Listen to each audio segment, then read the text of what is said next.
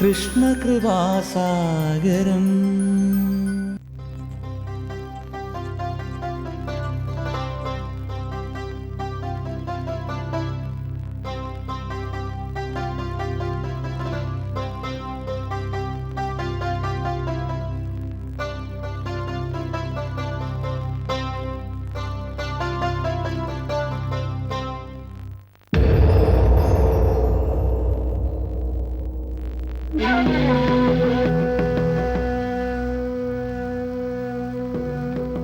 വന്ദനം.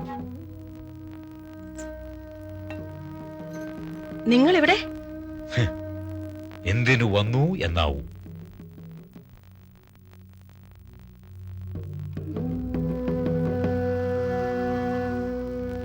എനിക്ക് ചിലതൊക്കെ സംസാരിക്കുവാനുണ്ട്. ആരോട്? അദ്ദേഹം ഇവിടെ ഇല്ല. വേണ്ട, എനിക്ക് സംസാരിക്കുവാനുള്ളത് നിങ്ങളോടാണ്. എന്നോടോ? ഉം. അതിന് നമ്മൾ തമ്മിൽ എന്തു പരിചയമെന്നാവും. ഇവിടെ ഈ വൃന്ദാവനത്തിൽ മാത്രമാണ് ഞാൻ അപരിചിതൻ. പക്ഷേ ഈ വൃന്ദാവനം ഉൾപ്പെടുന്ന ലോകത്തിന് മുഴുവൻ ഞാൻ സുപരിചിതനാണ്. ആരായാലും ശരി, ആദരിക്കേണ്ടവരെ ഈ ഗോകുലം എന്നും ആദരിക്കുന്നുണ്ട്. അതിന് ഞാൻ അർഹനല്ലെന്നാണോ? കേട്ടിടത്തോളം അങ്ങനെ തന്നെ തോന്നുന്നു. കേട്ടതിലൊന്നും അതിശയിക്കാനില്ല. ഇന്ന് വൃന്ദാവനം മുഴുവനും നിറഞ്ഞു നിൽക്കുന്നത് എന്നെ കുറിച്ചുള്ള സന്ദേഹങ്ങളാണല്ലോ. അതും എനിക്കറിയാം. എങ്കിൽ പിന്നെ ആ സംശയം ദൂരീകരിക്കുന്നതല്ലേ നിങ്ങൾക്കും ഞങ്ങൾക്കും ഒരുപോലെ നല്ലത്. ഞാൻ വെറും കാഴ്ചകൾ കാണാനായി വന്നവൻ. ആ എന്നെ സംശയിക്കുന്നവരുടെ സംശയം എനിക്ക് ദൂരീകരിക്കാനാവില്ല. എങ്കിൽ കാഴ്ച കണ്ട് തിരിച്ചു പോയാ പോരെ? എന്തിനിവിടെ തന്നെ ചുറ്റിത്തിരിഞ്ഞ് നടക്കണം? നല്ല ചോദ്യം. പക്ഷേ അതിന് എന്റെ കയ്യിൽ ഒറ്റ ഉത്തരമേ ഉള്ളൂ. പോകാൻ മനസ്സ് വരുന്നില്ല. നിങ്ങൾ ഭയക്കുന്നു. അതെന്തിനാണെന്നും എനിക്കറിയാം. ഭയം നിങ്ങൾക്ക് മാത്രമല്ലെന്നും. അങ്ങ് തെറ്റിദ്ധരിക്കരുത്. ഒന്ന് ചോദിച്ചോട്ടെ. ഞാൻ ആരെയും തെറ്റിദ്ധരിക്കാറില്ല. പക്ഷേ തെറ്റുകൾ സംഭവിക്കാൻ പാടില്ല. അതിനുവേണ്ടിയാണ് എന്റേതായ നിലയിൽ ഞാൻ ശ്രമിച്ചുകൊണ്ടിരിക്കുന്നത്. അങ്ങേക്ക് ഈ ഗോകുലവുമായിട്ട് എന്താണ് ബന്ധം? ബന്ധമില്ലെന്ന് പറയാനാവില്ല. അങ്ങനെയാണെങ്കിൽ ഈ ഗോകുലവാസികളായ ഞങ്ങളെല്ലാം അങ്ങയുടെ ബന്ധുക്കളാണെന്നാണോ? നിങ്ങൾ മാത്രമല്ല, നിങ്ങളുടെയൊക്കെ പ്രാണപ്രിയനായ കണ്ണനും എന്റെ സ്വന്തക്കാരൻ തന്നെ. കണ്ണനെ പറ്റി പുകഴ്ത്തി പറഞ്ഞാൽ ഞാനത് കണ്ണടച്ച് വിശ്വസിക്കുമെന്ന് കരുതണ്ട. നിങ്ങളുടെ മനസ്സ് ശുദ്ധമാണെന്ന് എനിക്കറിയാം. അതുകൊണ്ടാണ് നേരിട്ട് സംസാരിക്കാമെന്ന് കരുതിയത്. നിങ്ങൾ എനിക്കൊരു ഉപകാരം ചെയ്യണം. എന്താണ്? അതിന് സമ്മതമാണോ എന്നാണ് എനിക്ക് അറിയേണ്ടത്. എങ്കിൽ ഇനി മുതൽ കണ്ണന്റെ പേരിൽ ഈ വൃന്ദാവനവും ഗോകുലവും പേടിക്കേണ്ടി വരില്ല. വേണ്ട, എനിക്കൊന്നും കേൾക്കണ്ട. എല്ലാം അറിയുന്നൊരു കാലം വരും. അന്ന് ഈ ഗോകുലത്തിന്റെ സന്തോഷം കാറ്റിൽ പറന്നു മറിയും.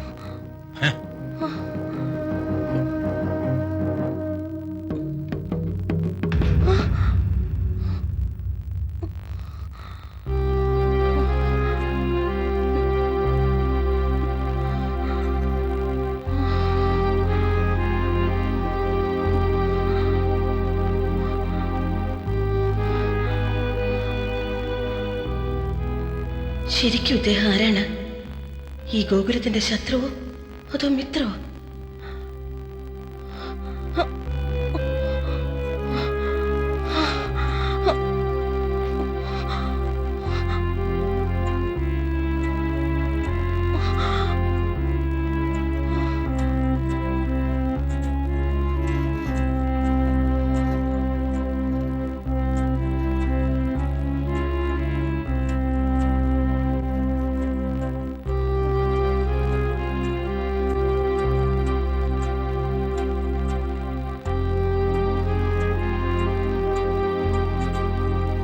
നോക്ക്,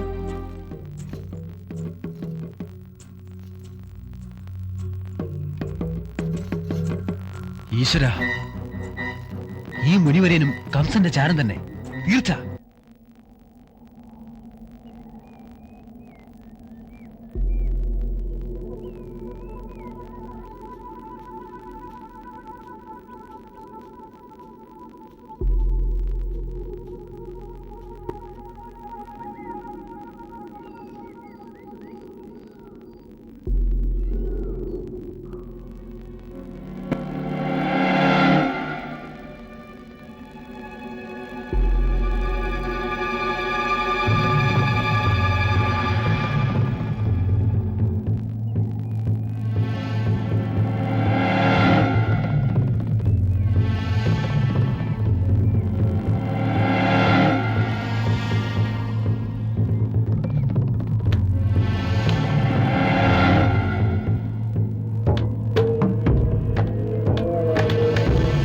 അതെ, ഇത് തന്നെ തക്ക സന്ദർഭം. ഇത് പാഴാക്കിക്കൂടാ. പിന്നിലൂടെ പതുങ്ങിച്ചെന്ന് അറിയാതെ ഒറ്റത്തള്ള്. താഴെയുള്ള അഗാധ ഗർത്തത്തിലേക്ക് പാറകളിലിടി ചുരുണ്ടുരുണ്ട്. അതോടെ അവന്റെ അന്ത്യം. പക്ഷേ അതുകൊണ്ട് കൃഷ്ണൻ മരിക്കുമോ? എന്നാലും ഒന്ന് പരീക്ഷിച്ചു നോക്കാം. ആരറിയാൻ പോകുന്നു?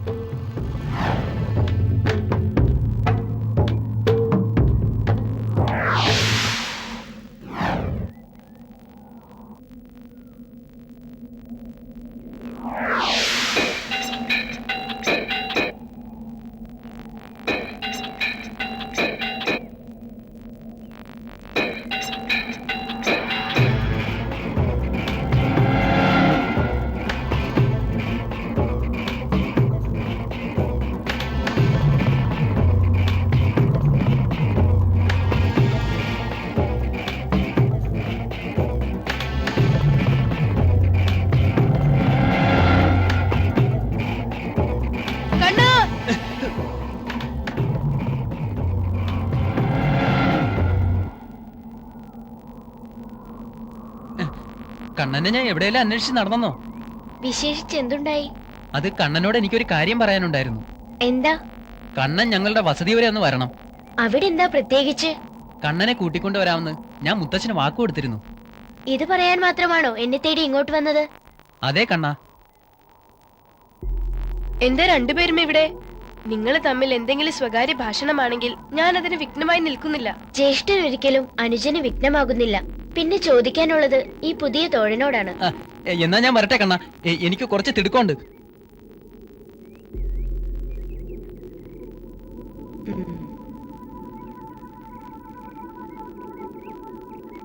ആ കാഴ്ച ഞാൻ നേരിട്ട് കണ്ടു.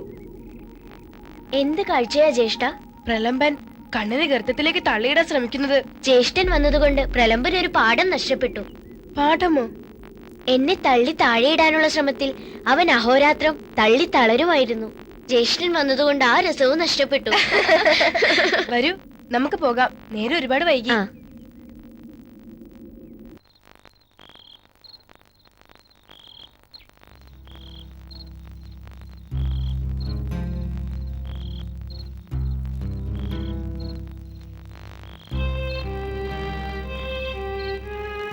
ഇതിലും വലിയ തെളിവെന്താ വേണ്ടത്? ആ മുനിവേഷധാരി സദാനന്ദന്റെ വീട്ടിൽ വന്നു പോകുന്നത് ഞാൻ എന്റെ കണ്ണുകൊണ്ട് കണ്ടതാണ്. അത് നേരിട്ട് ലീലാവതിയോട് ചോദിച്ചില്ലേ? ഞാനത് മനഃപൂർവ്വം വേണ്ടെന്ന് വെച്ചതാ. പാപം, അവർക്കെന്തിനാ വെറുതെ ഒരു മനസ്താപം? അവരായിട്ട് സദാനന്ദനെ തിരുത്താൻ നടത്തുന്ന ശ്രമം ഗോകുലത്തിൽ എല്ലാവർക്കും അറിയാവുന്ന കാര്യമല്ലേ? ഒരു കണക്കിന് അത് നന്നായി. അപ്പോ കാര്യങ്ങൾ ഒത്തുവരുന്നു എന്നർത്ഥം അല്ലേ? അങ്ങനെയല്ലേ നമ്മൾ മനസ്സിലാക്കേണ്ടത്? അതിലൊരു സംശയവുമില്ല. ഈ ഗോകുലത്തിൽ തന്നെ താമസിച്ച് ഗോകുലത്തെ തന്നെ ഒറ്റിയൊടുക്കാൻ വേണ്ടി ശ്രമിക്കുന്ന രണ്ട് കുലദ്രോഹികൾ നമുക്കിടയിൽ തന്നെ ഉണ്ടല്ലോ എന്ന് ആലോചിക്കുമ്പോഴാ. വെറുതെ അല്ല കംസൻ തേരയക്കുന്നതും വാരിക്കൊരു ശമ്പളം നൽകുന്നതും. ഇനി ഈ സദാനന്ദനെ സുരേഷിനെയും വെച്ചാവും ആ നീചന്റെ പുതിയ നീക്കങ്ങൾ. അതിന്റെ ഭാഗമാവും ഈ മുനിവേഷ അവതാരം. അവരുടെ അഹങ്കാരം ഈയിടെയായി കുറെ കൂടുന്നുണ്ട്. ഗോകുലത്തോടുള്ള അവരുടെ പുച്ഛം അതിന്റെ ലക്ഷണമാണ്. അവരെ നിലയ്ക്ക് നിർത്തിയില്ലെങ്കിൽ ഇനി അപകടം ഗോകുലത്തിന് തന്നെയാവും. ആ ദുഷ്ടൻ കംസൻ കൂടെ ഉള്ളിടത്തോളം കാലം അവരുടെ അഹങ്കാരം കൂടാനേ തരമുള്ളൂ.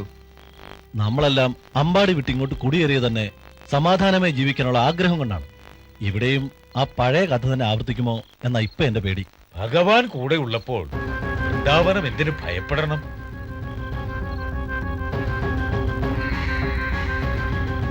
നിങ്ങൾക്കെന്താ ഇവിടെ കാര്യം? ഞാൻ ഏത് കാര്യത്തിൽ വന്നോ അതിന്റെ ഭാഗമായി. ഇങ്ങനെ പാത്തും പതുങ്ങി നടക്കുന്നതിന്റെ ലക്ഷ്യം എന്താണ്? ഞാൻ പാത്തും പതുങ്ങി നടക്കാറില്ല. അത് ഭീരുത്വത്തിന്റെ വഴി. ആ വഴി ഞാൻ തിരഞ്ഞെടുക്കാറുമില്ല. ഈ വഴുതി മാറൽ തന്നെയാണ് നിങ്ങൾ പറഞ്ഞ ആ വഴി. അല്ല, എന്റെ വഴി തടയാൻ ശ്രമിക്കുന്നവരുടെ വഴിയാണ് ആ വഴി. നിങ്ങൾ കാണേണ്ടത് കാണാതെ ഇല്ലാത്തതിനെ തേടുന്നു. സ്വയം ആരാണെന്ന് പറയാൻ മടിക്കുന്ന നിങ്ങളാണ് ഭീരു. ഞാൻ ആരാണെന്ന് പറയേണ്ടടുത്ത് പറയേണ്ടവരോട് പറയും. ആ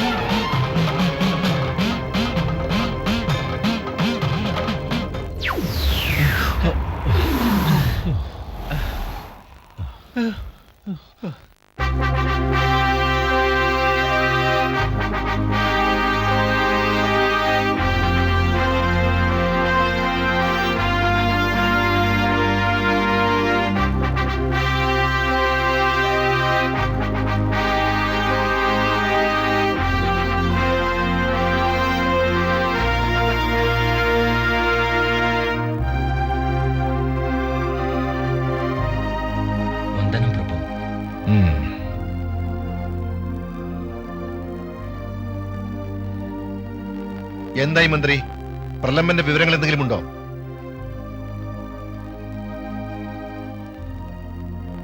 ഞാൻ ചോദിച്ചത് കേട്ടില്ലേ? ക്ഷമിക്കണം പ്രഭു, ഇതുവരെ കാര്യമായിട്ടൊന്നും അറിയാൻ കഴിഞ്ഞിട്ടില്ല. ഈ വാർത്ത ആവർത്തിക്കാൻ താങ്കൾക്ക് നാണമില്ലേ മന്ത്രി? ലജ്ജാവഹം.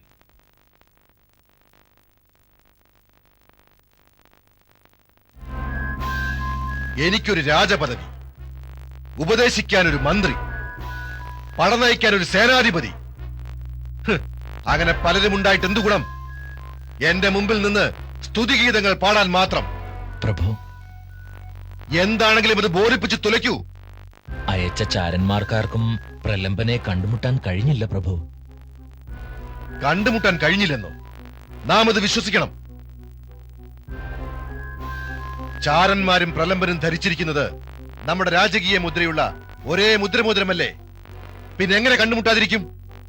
അത് തന്നെയാണ് പ്രഭു എനിക്കും അതിശയം. ഇതിലെന്തോ മായമുണ്ടെന്ന് വേണം കരുതാൻ. അതോ നമ്മുടെ ചാരന്മാരും നമ്മെ കബളിപ്പിക്കാൻ തുടങ്ങിയോ? നമുക്ക് വേണ്ടത് മന്ത്രിയുടെ ഉത്തരമാണ്. പ്രഭു, പ്രഭോ പ്രഭോ പ്രഭോ, ആ വാക്കിനപ്പുറം താങ്കൾക്ക് ഭാഷയും മറന്നുപോയോ? എനിക്കൊരു ബുദ്ധി തോന്നുന്നു പ്രഭു. ഉണർത്തിക്കാം. നമുക്ക് മറ്റാരെങ്കിലും അന്വേഷിക്കാൻ അയച്ചാലോ? അതിന് വിശ്വസ്തരായ ആരുണ്ട്? അങ്ങ് നേരത്തെ നൽകിയ ഉപദേശമുണ്ട്. വൃന്ദാവനത്തിലേക്ക് പടയെടുത്ത് ചെല്ലണം. ആ കാഴ്ച കണ്ടാ മതി, വൃന്ദാവനം തന്നെ നടുങ്ങി മരിക്കും. കൂട്ടത്തിൽ അങ്ങയുടെ ശത്രുവായ ആ ബാലന്റെ ജഡവും കാണാം. അതോടെ അങ്ങയുടെ മൃത്യുഭയവും തീരും. ഒരു നിസ്സാര ബാലനെ വധിക്കാൻ നാം വൃന്ദാവനത്തിലേക്ക് പടയെടുത്ത് ചെല്ലണം പോലും. മറ്റു രാജാക്കന്മാർ അറിഞ്ഞാൽ അവരുടെ കണ്ണിൽ നമ്മുടെ മതിപ്പെന്താവും? കടമ നിർവഹിക്കാതെ കാലിൽ വീഴുന്നവരെ ചവിട്ടി അരയ്ക്കാൻ അറിയാതെയല്ല ഇത്രയും കാലം നമ്മെ സേവിച്ചൊരു മന്ത്രിയായി പോയില്ലേ എന്നോർത്തിട്ട് മാത്രമാ.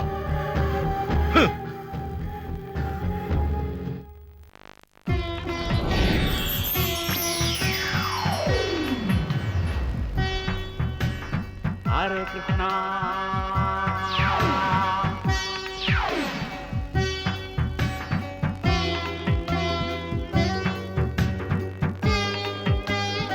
കാണേണ്ടത് കാണാതെ ഇല്ലാത്തതിനെ തേടുന്നു. പറയുന്നത് ആരോ ആകട്ടെ, ഇത് ഇഹലോക മനുഷ്യനെ സംബന്ധിച്ച ഒരനിഷേധ്യ യാഥാർത്ഥ്യം മാത്രം. കാരണങ്ങൾ വ്യത്യസ്തങ്ങളാകാം, പക്ഷേ ബഹുഭൂരിപക്ഷവും ഒരേ ഇരുളിൽ തപ്പിത്തടയുന്നു. ഭഗവാനോടൊപ്പം ജീവിക്കാനുള്ള അപൂർവ പുണ്യമുണ്ടായിട്ടും ഗോകുലവാസികളും കാണേണ്ടത് കാണുന്നില്ലെന്ന സൂചനയും ഇതിലടങ്ങുന്നു. കാറ്റിൽ പറന്നു പോകുന്ന മനുഷ്യ സന്തോഷങ്ങൾ, അതും ഇല്ലാത്തതിനെ തേടുന്നത് കൊണ്ട് തന്നെ.